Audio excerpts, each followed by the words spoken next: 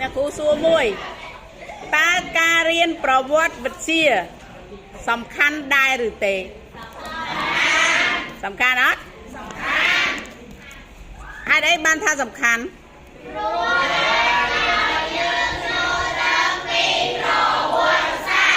ពេលដែលយើងរៀនប្រវត្តិវិទ្យាអាចឲ្យយើងដឹងពីប្រវត្តិសាស្ត្រតើការយល់ដឹងពីប្រវត្តិសាស្ត្រជួយអ្វីដល់យើង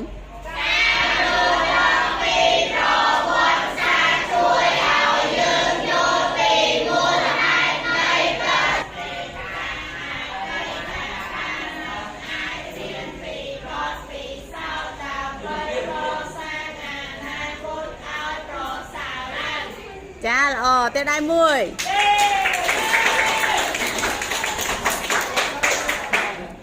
ដូច្នេះការរៀនប្រវត្តិវិទ្យាគឺមិនមែនអត់ប្រយោជន៍ទេគឺវាសំខាន់តោះនេះសំខាន់ណាសំខាន់ខ្លាំងទៀតផងមិនមែនសំខាន់លេងទេណាព្រោះអាចឲ្យយើងដឹងពីប្រវត្តិសាស្ត្រហើយពេលដែលយើងដឹងពីប្រវត្តិសាស្ត្រយើងអាចយល់ពីមូលហេតុនៃព្រឹត្តិការណ៍អតីតកាលនិងអាចរៀនពីបទពិសោធន៍ដើម្បីកសាងអនាគតឲ្យប្រសើរឡើង